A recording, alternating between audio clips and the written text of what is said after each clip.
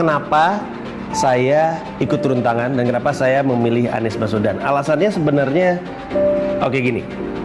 Emang kita nggak bosen ya ngelihat calon presiden yang orangnya juga kita tahu kita nggak akan pilih.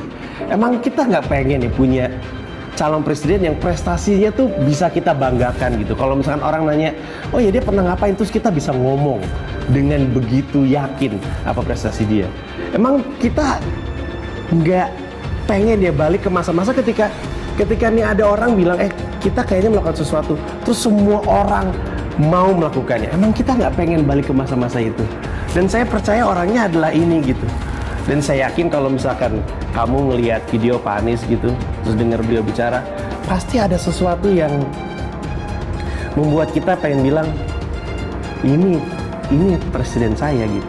Mengundang para ekonom-ekonom dari kampus-kampus di seluruh Indonesia untuk bekerja bersama, memikirkan tentang bagaimana social market ekonomi ini secara konseptual dan secara eksekusi.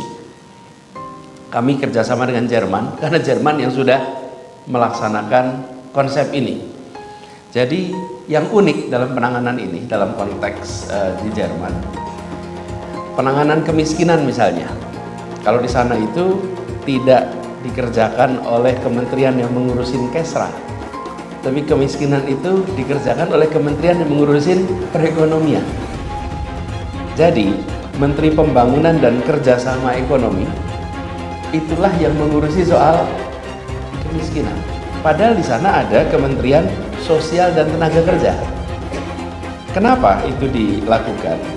Karena urusan kemiskinan, urusan ketimpangan itu diselesaikan melalui instrumen ekonomi,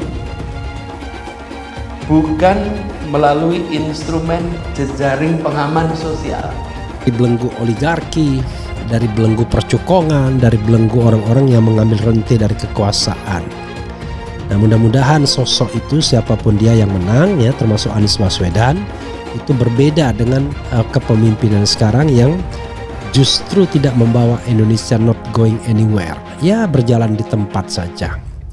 Tidak membuat kita misalnya soal pemberantasan korupsi, Allahu Akbar, malah turun dari 40 ke 38 dan sekarang 34. How come Indonesia bisa menjadi negara besar kalau korupsinya sangat tinggi ya? Saya tidak tahu bagaimana aktivis anti korupsi yang selama ini yang sekarang bergabung dengan kekuasaan ya melihat ini.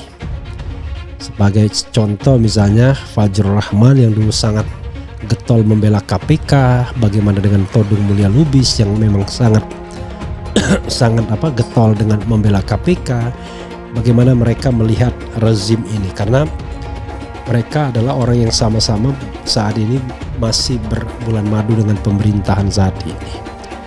Paling tidak for the time being tidak ada kritik dari mereka terhadap jalannya pemerintahan ya, terutama berkurangnya scoring KPK kita yang sangat signifikan ya, IPK kita, Indeks Persepsi Korupsi atau Corruption Perception Index, itu luar biasa. Indikator lainnya ya, indikator negara hukum, indikator Freedom House dan lain sebagainya ya. Nah, mudah-mudahan perubahan kepemimpinan nanti itu akan membawa kebaikan bagi bangsa Indonesia ya. Itu doa kita bersama. Kita harus optimis untuk itu ya. Oke. Dosen mata kuliah Aswaja Unpar Jember dukung Anies Baswedan lewat buku.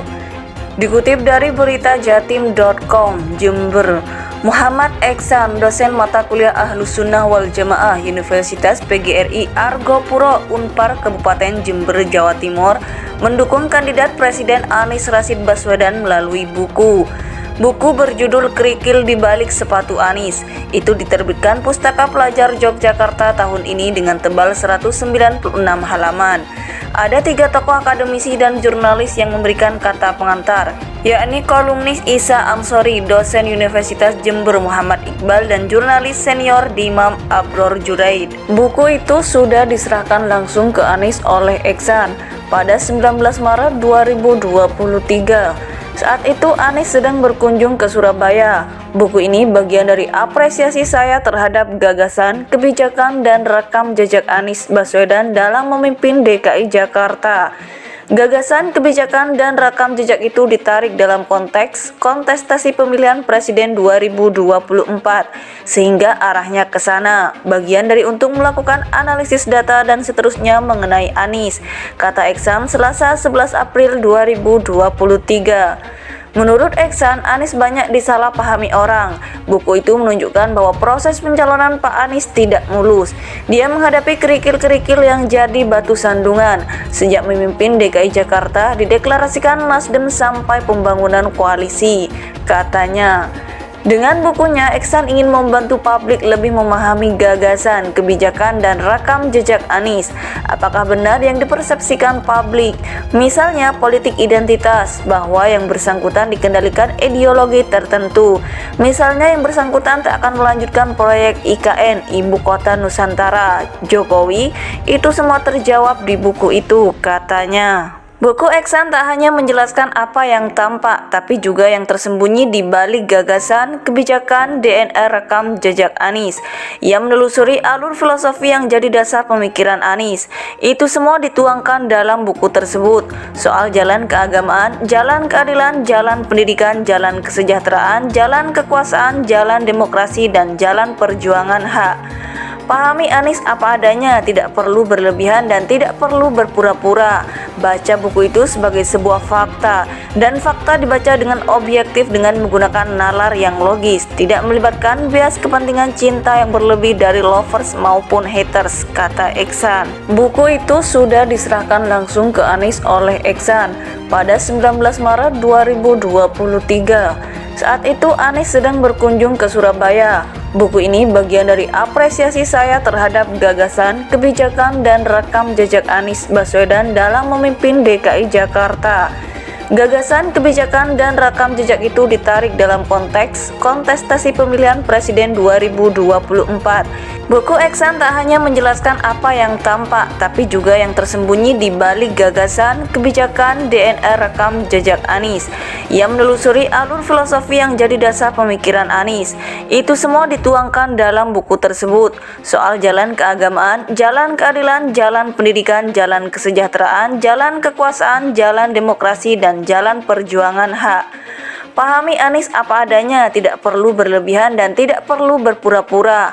Baca buku itu sebagai sebuah fakta, dan fakta dibaca dengan objektif dengan menggunakan nalar yang logis, tidak melibatkan bias kepentingan cinta yang berlebih dari lovers maupun haters, kata Eksan.